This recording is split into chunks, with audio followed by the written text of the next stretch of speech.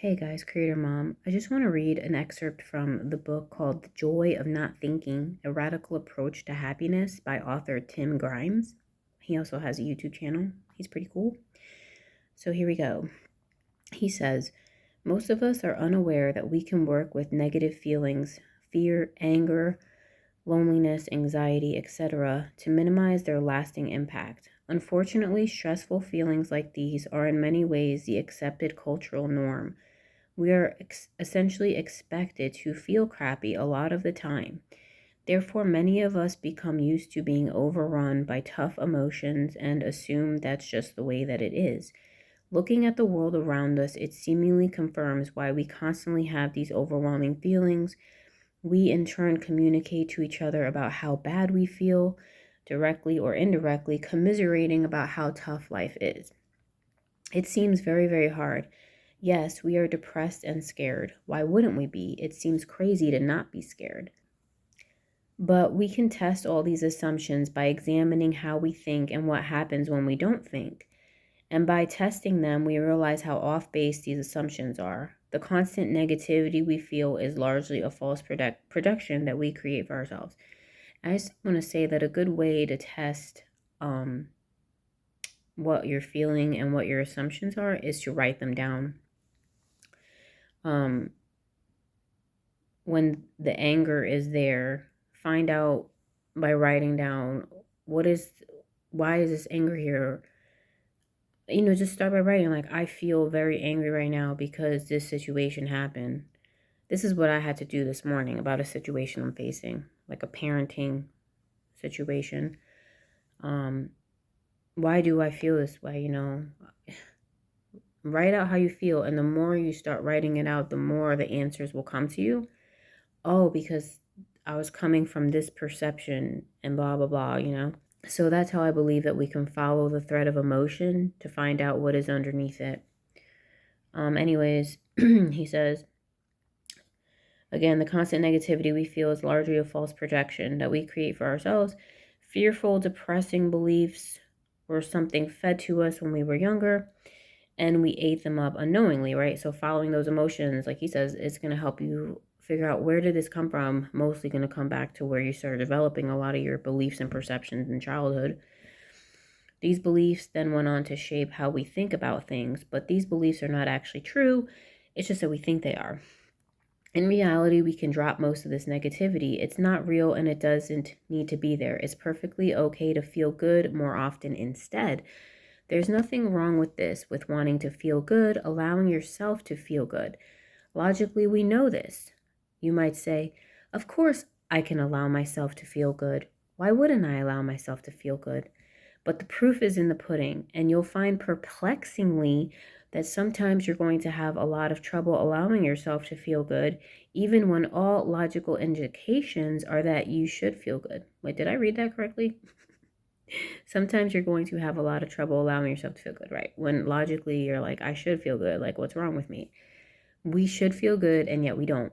It's an unspoken truth a lot of the time. Relatively few adults in our society put a premium on feeling good with any type of consistency or day-to-day regularity, partly because it's going against the grain of our culture. But you can do it. It's entirely possible. And it gets easier to do as we free ourselves from taking those false, fearful beliefs so seriously. And I think, like I said, writing down what your emotions are, then from that point, it helps you figure out where it came from. And then you can ask yourself, is this really true? Is my assumption that is bringing up all these bad emotions? Is it really true? And then you can debunk it or whatever, take it to court. All right.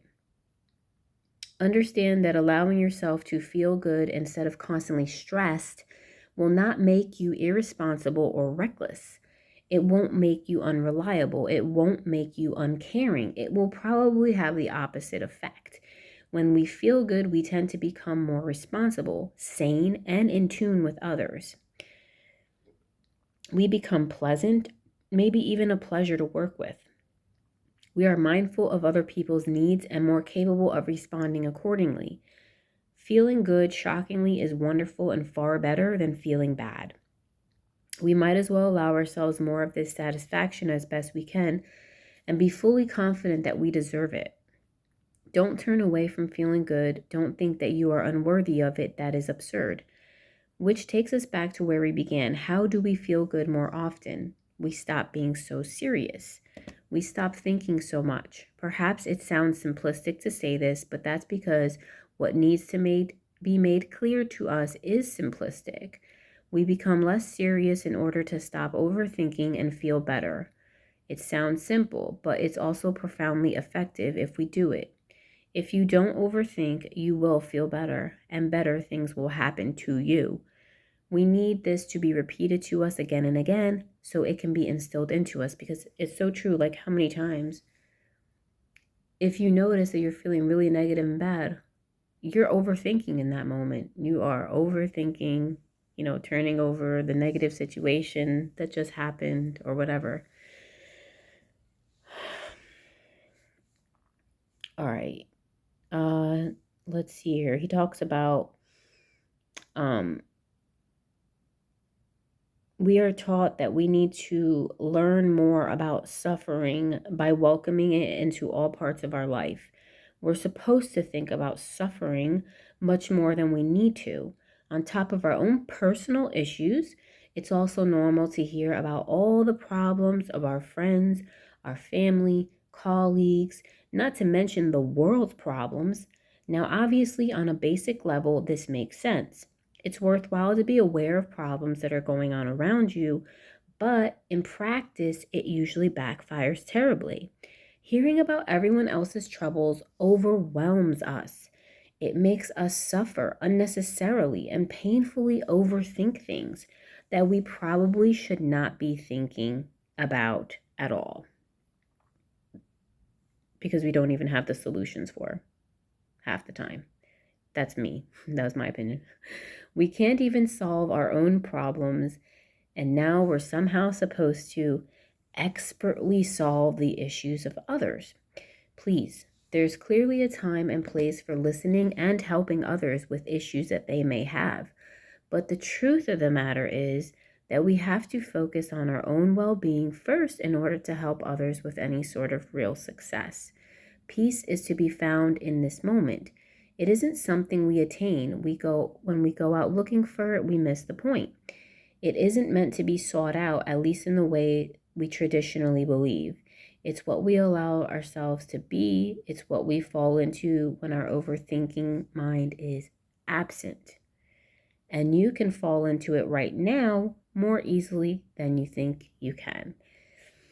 Yeah, so if you enjoyed that excerpt, you might want to consider buying the book on the Kindle. It's not that expensive. The Joy of Not Thinking, A Radical Approach to Happiness. Or you can check out Tim Grimes' YouTube channel if you're interested in this type of philosophy. All right, everyone. Have a great day.